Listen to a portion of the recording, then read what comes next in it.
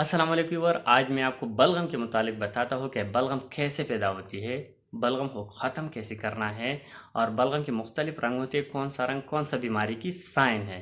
सब कुछ मैं आपको इस वीडियो में मैं बताता हूँ। अगर आपने पहले हमारे यूट्यूब चैनल को सब्सक्राइब नहीं किया तो सबसे पहले इस यूट्यूब चैनल को सब्सक्राइब कीजिए, साथ ही बेल वाले आइकन को भी प्रेस कीजिए ताकि आने वाले वक्तों में हमारे मेडिकल इन्फॉर्मेशन की वीडियो बवक्त आपको पहुँच जाए।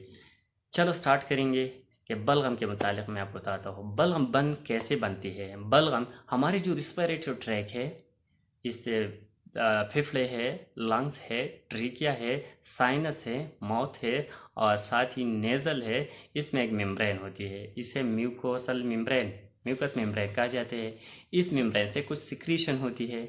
इस सिक्रीशन से दो फायदे हैं। पहला फ़ायदा ये है इस सिक्रीशन की हमारे रेस्पिरेटरी ट्रैक को मॉइस्चराइज रखती है। दूसरा फ़ायदा ये है कि इसमें सीलिया होती है, स्मॉल स्मॉल बहुत छोटे छोटे बाल होती है।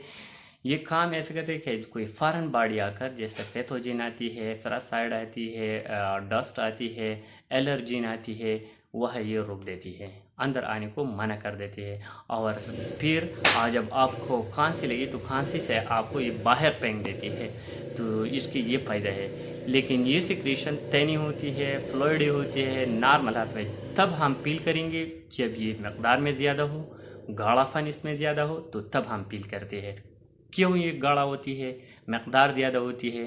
तब होती है कि जब आपको बैक्टीरियल इन्फेक्शन हो, वायरल इन्फेक्शन हो, पैथोजन कोई भी इन्फेक्शन आपको लगे, साथ अगर आप स्मोकिंग करेंगे तो फिर भी ये सिक्रीशन जो है ये गाढ़ा भी हो सकती है और मकदार में भी ज़्यादा होती है। तो इसके लिए आप क्या करना चाहिए? आप सबसे पहले मेडिसिन से पहले क्या करना है? सबसे पहले आप हाइड्रेशन का ख्याल रखना चाहिए। ज़्यादा से ज़्यादा पानी पीना चाहिए, नीम गर्म पानी को पिया जाए ताकि आपकी जो लेयर है म्यूकोजल मेम्ब्रेन की, इसकी जो सिक्रीशन है वो नॉर्मल हो जाए, मॉइस्चराइज हो जाए।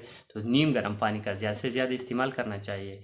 एक डिवाइस आती है हीमोमोडिफायर डिवाइस, इसका नाम है। अगर आप ठंडे इलाकों से आपके ताल्लुक़ है तो आप ऐसा करें कि ये डिवाइस बाय करें। ये तो 2-3 हज़ार रुपये मार्केट में अवेलेबल है।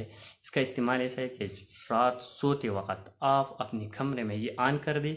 साथ ही इसमें पीने वाली जो पानी है इसमें हाथ डाल दे, ऑन कर दे। ऑन होने से आपके कमरे की जो ड्राई एयर है वो ख़त्म हो जाती है, मॉइस्चराइज होती है, जिससे आपके ड्राई कफ, आपकी कान, आपकी आपकी नाक से, आपकी आई से जो वाटर आती है वो ख़त्म हो जाती है। कफिंग जो होती है ड्राई ईयर की वजह से वो ख़त्म हो जाती है। तो इसे करें।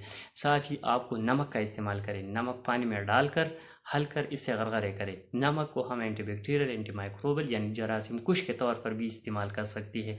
इस गरगरे से भी हमारे म्यूकोजल मेम्ब्रेन है इसकी फंक्शन को एक्टिव हो जाती है, जैसे इसकी सिक्रीशन नॉर्मल हो जाती है और लूज होती है। तो इसका नमक से गरगरे करना, इसका इस्तेमाल है। आप स्ट्रीम थेरापी करना है, स्ट्रीम थेरापी नहीं यानी धूप जो है, धूप स्ट्रीम, इसको इनहेल करना है, जिससे वेजो हमारे ब्रोंको डायलेटर है, ये जब आपकी ब्रोंकाई डायलेट हो जाती है तो आपकी बलगम ऑटोमेटिकली खारिज हो जाती है। सांस का मसला है वो भी हल हो जाती है और साथ ही इसका और आपकी लंग रिलैक्स हो जाती है। तो स्ट्रीम इनहेलेशन करना है। साथ ही अगर आपको नेज़ल कंजंक्शन हो, अगर आपकी नाक बंद हो, तो इसके लिए आप नेज़ल स्प्रे यानी सलाइन स्प्रे, ज़ाइनोसिन स्प्रे, 2-2 ड्रॉप, जिनमें 2 दफ़ा आप अपनी नाक में 2-2 कतरे डाल दें, ताकि इससे आपकी नेज़ल कंजंक्शन का मसला हल हो जाएगी। इसकी कोई साइड इफ़ेक्ट नहीं है, बिल्कुल सेफ़ है। साथ में आपको एक बोनस टिप भी बताता हूँ कि अगर आपकी सांस का मसला हो तो आप रात सोते वक्त अपने बिस्तर पर आपकी जो तकिया है उसे थोड़ा ऊंचा कर दें। दूसरा, गर्म मशरूबात का ज़्यादा इस्तेमाल करें। साथ कैफ़ीन को बिल्कुल अवॉइड रहे, कैफ़ीन का इस्तेमाल नहीं करना चाहिए, जैसा कि चाय है, कॉफ़ी है, इसके बजाय अदरक का चाय का इस्तेमाल करें। साथ ही आपको स्मोकिंग से परहेज़ करें, स्मोकिंग को बिल्कुल छोड़ा जाए। अगर इस सारी टोटकों से ठीक ना हो तो आप मेडिकल स्टोर से डीकंजंक्शन की जो मेडिसिन आता है, डीकंजस्टेंट, ये इस्तेमाल करें, कफ सिरप इस्तेमाल करें। साथ ही अगर मैं आपको बताता हूँ कि बलगम के रंग कैसे होती है।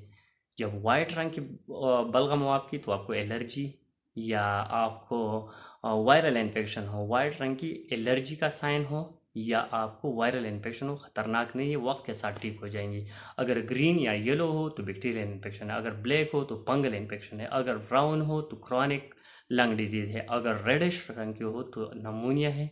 खुदा न खास्ता कैंसर की भी ये साइन है। अगर आपको ऐसा किस्म की कोई बलगम हो तो आप अपने करीबी अस्पताल से लेबॉर्ट्री से टेस्ट करवाएं ताकि पता चले कि कौन सा बीमारी की साइन है, और ये डायग्नोज होने से आपकी डॉक्टर आपको इसके मुताबिक मेडिसिन रिकमेंड करेगा ताकि आपकी सब मसला है एब नॉर्मल सिक्रीशन है म्यूकोजा की वो नॉर्मल हो जाए। Thank you for watching.